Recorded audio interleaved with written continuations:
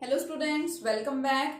हम लोगों ने Bronsted Lowry concepts of acids and bases discuss किया था अपने लास्ट वीडियो में और उसकी लिमिटेशंस भी देखी थी। टू मेन लिमिटेशंस थी ब्रोंस्टेड-लोवरी कंसेप्ट की। तो जब वो वाला कंसेप्ट भी फेल हो गया, सबसे पहले क्लासिकल कंसेप्ट था, उसके बाद अर्हीनियस कंसेप्ट आया सबसे पहले, वो कंसेप्ट फेल हुआ, उसकी कुछ लिमिटेशंस थी, तो नेक्स्ट कंसेप्ट आया था ब्रोंस्टेड-लोवरी कंसेप्ट। अब उसकी भी लिमिटेशंस आ गई सामने, तो फिर लेविस ने नया कंसेप्ट दिया एसिड्स एंड बेसिस का, which is known as Lewis concepts of acids and bases, and it was also given in the year 1923। ये भी 1923 में ही दिया था लेविस ने। ठीक है, अब लेविस के अकॉर्डिंगली ये वाला कंसेप्ट थोड़ा सा और वाइड है, इसके अंदर थोड़ा सा और ब्रॉड है ये कंसेप्ट। इसके अंदर एसिड्स और बेसिस को अलग अलग तरीकों से डिवाइड किया गया।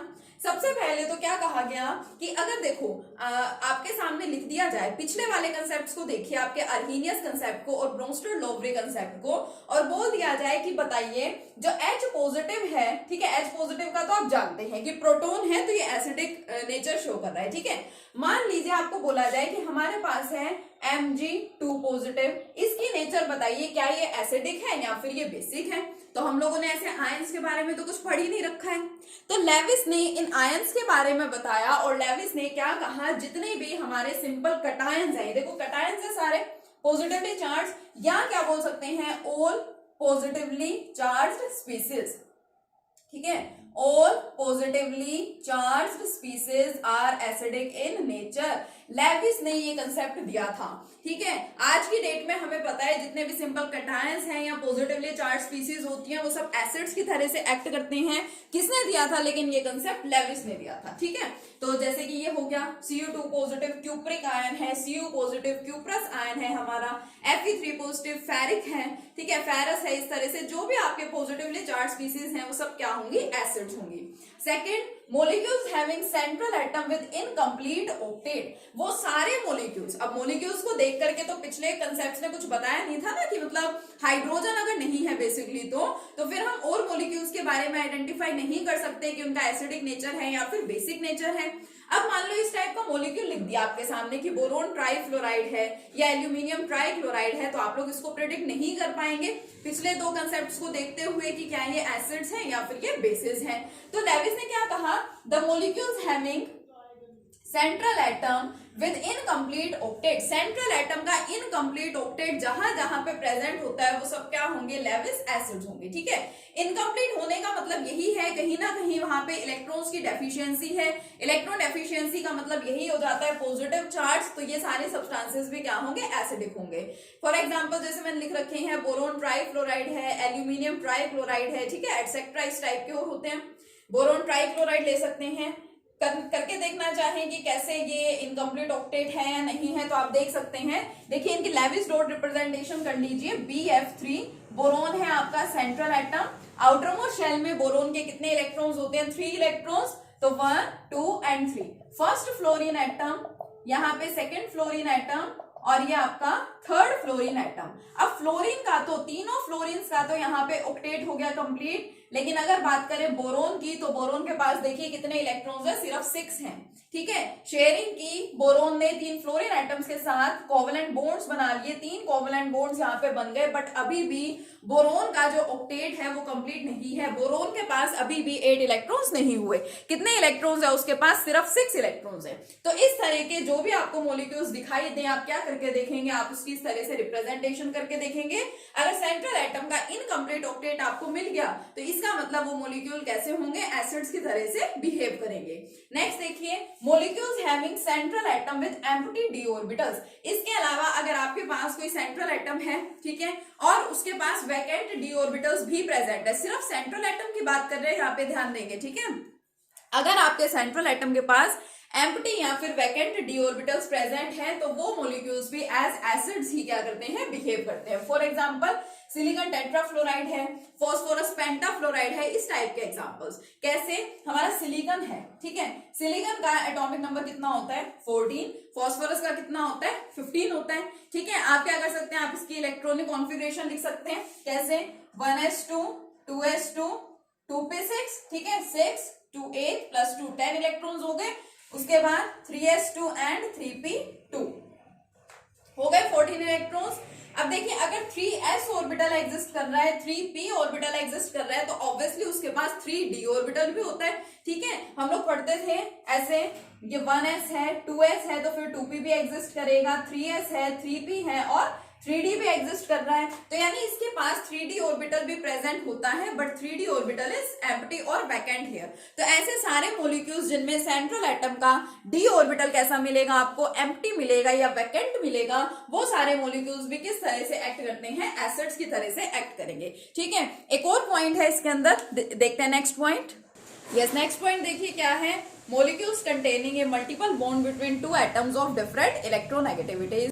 For example carbon dioxide. देखिए अगर हम लोग कार्बन डाइऑक्साइड का स्ट्रक्चर देखें तो कैसा बनेगा, ये कार्बन डबल बॉन्ड ऑक्सीजन, यहाँ पे डबल बॉन्ड ऑक्सीजन। अब दो एटम्स अगर जिनकी इलेक्ट्रोनेगेटिविटी होगी डिफरेंट, तो ऑब्वियसली कार्बन एंड ऑक्सीजन की इलेक्ट्रोनेगेटिविटीज क्या है, डिफरेंट है। और अगर आपके पास कोई दो एटम्स प्रेजेंट है किसी मॉलिक्यूल में जिनकी इलेक्ट्रोनेगेटिविटीज डिफरेंट है, बट उन दोनों के बीच में मल्टीपल बॉन्ड आ रहा है। मल्टीपल बॉन्ड का मतलब क्या होता है, या तो होगा डबल बॉन्ड या फिर क्या होगा, ट्रिपल बॉन्ड। तो उस टाइप के मॉलिक्यूल्स क्या होते हैं, हमारे एसिड्स होते हैं on the basis of Lewis. तो लेविस ने टोटल 4 तरीकों से क्लासिफाई किया था एसिड्स को, जिनको लेविस एसिड्स बोला गया। कौन कौन से थे, एक तो सिंपल कटायंस यानी कि पॉजिटिवली चार्ज पार्टिकल्स, वो सारे एसिडिक होंगे। सेकेंड, ऐसे मॉलिक्यूल्स जिनके अंदर सेंट्रल एटम का जो ऑक्टेट है वो कंप्लीट नहीं है, वो सारे एसिड्स होंगे। ऐसे मॉलिक्यूल्स जिनके अंदर सेंट्रल एटम के पास वैकेंट डी ऑर्बिटल या एम्प्टी डी ऑर्बिटल प्रेजेंट होगा, वो सब लेविस एसिड्स हैं। या फिर कोई ऐसा मॉलिक्यूल्स जिसमें दो एटम्स जिनकी इलेक्ट्रोनेगेटिविटीज डिफरेंट है, उनके बीच में मल्टीपल बॉन्ड्स बने हुए हैं, तो वो सारे सब्सटेंसेस कैसे होंगे, एसिडिक होंगे। ठीक है, ये तो हो गए Lewis acids. Now what about Lewis bases. Bases में उन्होंने क्या कहा कि अगर पॉजिटिवली चार्ज पार्टिकल्स या पॉजिटिवली चार्ज आयंस जो है वो एसिड्स है, तो सारे के सारे नेगेटिवली चार्ज आयंस कैसे होंगे, बेसिस होंगे। For example your Cl negative, OH negative, Cn negative, F negative, जिस जिसके ऊपर नेगेटिव चार्ज आपको दिख रहा है वो सब क्या होंगे, लेविस बेसिस होंगे। एंड द न्यूट्रल मॉलिक्यूल्स, सिर्फ नेगेटिव चार्ज नहीं, neutral molecules containing loan pair of electrons, ऐसे मॉलिक्यूल जो दिखने में तो कैसे हो, न्यूट्रल हो, बट उनके पास lone pair of electrons present हो, वो सब लेविस के अकॉर्डिंगली बेसिस हैं। For example ammonia. स्ट्रक्चर हम लोग बना चुके हैं जब मैं आपको 4th यूनिट करा रही थी, chemical bonding and molecular structure, तो मैं आपको तब से बताने के लग रही हूं कि काफी इंपॉर्टेंट यूनिट है हमारी जो 4th यूनिट थी। ठीक है, उसका आपको मतलब अच्छे से सारे कंसेप्ट क्लियर होने चाहिए, क्योंकि एक बार आप उसमें बॉन्डिंग सीख लेते हैं, 2nd यूनिट में एक बार आप इलेक्ट्रॉनिक कॉन्फ़िगरेशंस लिखना सीख लेते हैं, तो उस सबका आगे हर चैप्टर के अंदर कुछ ना कुछ इंपॉर्टेंस है, कुछ ना कुछ रोल है। ठीक है, तो अमोनिया का स्ट्रक्चर अगर आपने वो यूनिट अच्छे से कर रखी है और आपको बॉन्ड्स की अच्छे से नॉलेज है, तो आप अमोनिया का स्ट्रक्चर बना सकते हैं। बट हमें पता है कि अमोनिया में loan pair of electron present होता है, तो जिन सब्सटेंसेस में जिन न्यूट्रल मॉलिक्यूल्स पे लोन पेयर ऑफ इलेक्ट्रॉन होता है, वो सब लेविस के अकॉर्डिंगली क्या होते हैं, बेसिस होते हैं। तो ओवरऑल हर टाइप के सब्सटेंसेस का हमारे पास क्लासिफिकेशन आ गया कि हम किस तरह से एसिड्स एंड बेसिस में सब डिफरेंट सब्सटेंसेस को क्लासिफाई करेंगे। यस, देखिए लेविस कंसेप्ट ने काफी हद तक सभी टाइप के सब्सटेंसेस के एसिडिक और बेसिक नेचर को एक्सप्लेन कर दिया था, बट फिर भी इसकी कुछ लिमिटेशंस हैं, जिसमें से मेन लिमिटेशंस इसकी क्या हैं कि the Lewis concept considers the formation of coordinate bond between acids and bases. जो लेविस का कंसेप्ट है वो उसके अकॉर्डिंगली एसिड्स और बेसिस में किस टाइप के बॉन्ड की फॉर्मेशन होती है, हमेशा कोऑर्डिनेट बॉन्ड की फॉर्मेशन होती है, लेकिन ऐसा जरूरी नहीं है, हर केस के लिए ये सही नहीं होता। एसिड्स एंड बेसिस के रिएक्शन बहुत फास्ट होते हैं, ठीक है, और फॉर्मेशन ऑफ कोऑर्डिनेट बॉन्ड तो बहुत स्लो प्रोसेस है, तो ऐसा पॉसिबल नहीं हो सकता।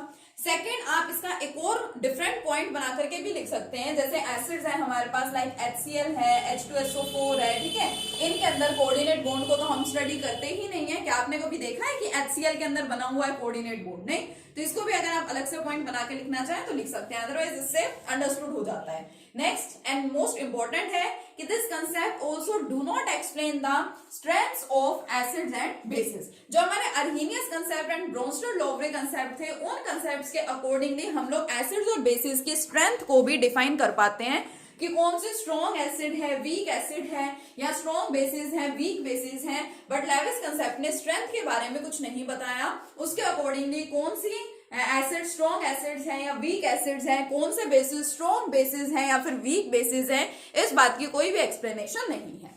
ठीक है, तो इन कंसेप्ट को आपको अच्छे से करना है। यहाँ पे हमारे various concept of acids and basis वाला टॉपिक जो है वो कंप्लीट हो गया। बुक में से अच्छे से सारे जो क्वेश्चंस है इन टॉपिक से रिगार्डिंग वो सब करके देखेंगे। नेक्स्ट लेक्चर में मिलेंगे अपने नेक्स्ट टॉपिक के साथ। Okay, thank you.